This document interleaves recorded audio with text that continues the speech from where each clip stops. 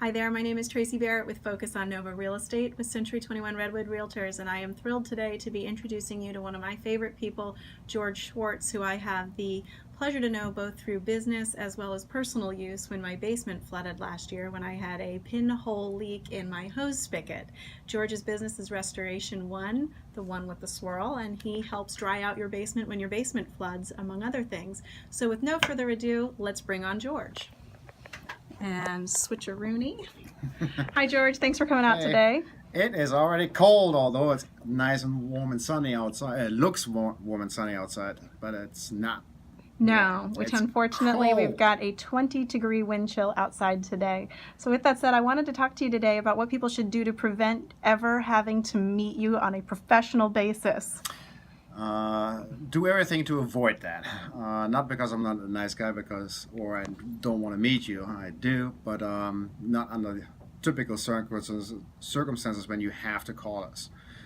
Which is when your basement is flooded and you just came back from seeing the family after Thanksgiving or for Christmas. So you should be doing some preventive maintenance there. When it gets really, really cold and you're not in your house, people like to save money and turn down their heat, which is okay, just don't turn it down too far because that could lead to your pipes freezing. What's a good temperature for the interior of the home when you're gone? Plumbers like to recommend 55 degrees. I like it rather a little bit higher in the 60s. If you can, mid 60s would be ideal. Simply because when you're not in the home, there's going to be cold spots, basements, exterior walls. And we have seen also home units simply fail. They operate absolutely normal.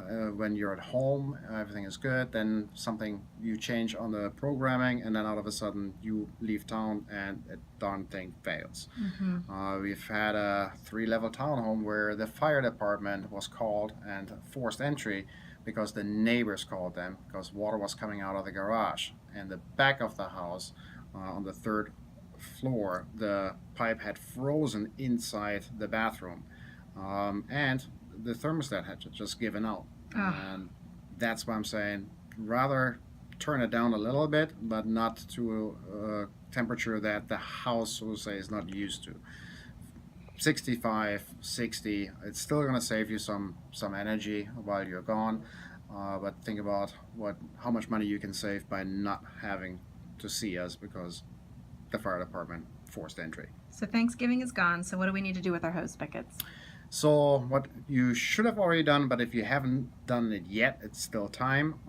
Turn off the water and then go outside the house and open up the spigot itself so that the water all drains out. And then just leave it open.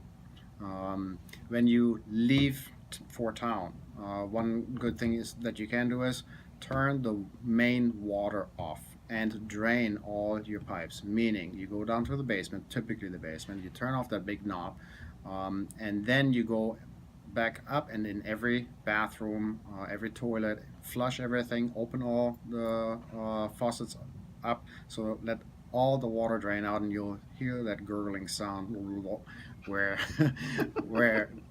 air actually then fills the pipes, and just leave it on, and then it's least safer to That leave way you the don't come house. home to a big pool in the basement. Right, and still with that, make sure that you keep the temperature high enough because last year we had a customer who went out for Christmas and New Year's, came back, and he thought he had done everything right. Water was turned off and spigots drained, and unfortunately the house heating system failed, and he came back to a waterfall of frozen sewage in his kitchen because Ew. the exterior wall, the pipe had frozen in there, and everything that was in there had come out.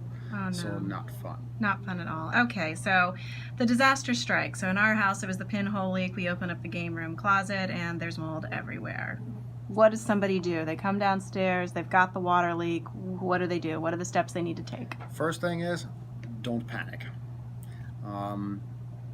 Make sure that if you have like 2 feet of water, that you turn off the electricity. because you don't want to step in it and then electrocute yourself and add more disaster to the already bad situation.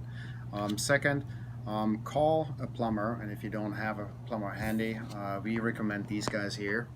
I'm coming in for the close-up. Hang on. There we go. If you guys, there it is. John Paul Sofredo, owner of Liberty Plumbing at libertyplumbinginc.com in Chantilly. The reason why we recommend them because they are family owned and they're truly 24/7. Yeah. So when the disaster strikes, you want somebody out there who is as quick as possible fixing the leak or replacing a sump pump, because we then will be next in once once it's stopped, that the water intrusion has stopped. We then will come in and drain the rest of the water and clear it up, and more importantly, start drying it. And then we'll start the process with your insurance as well, so you don't have to worry about that. At this point, really, you will have other things to worry about. So we'll handle that for you. And I have to say, one of the things that I appreciated most is that you collected our copay and then submitted everything on our behalf. And it was two different submissions. It was both Correct. the actual restoration and water mitigation bill that you submitted on our behalf, and then also helped us submit for the repairs later. So that was huge.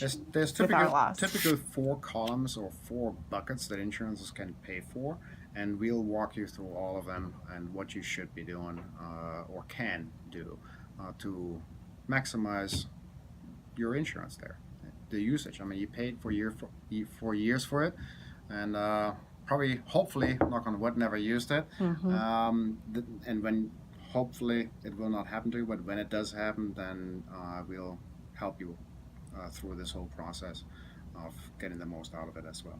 Amazing. Well, thank you so much for taking the time today. Everybody go out and winterize your hose spigots. And if you do have a disaster strike, call George here over at Restoration One in Centerville.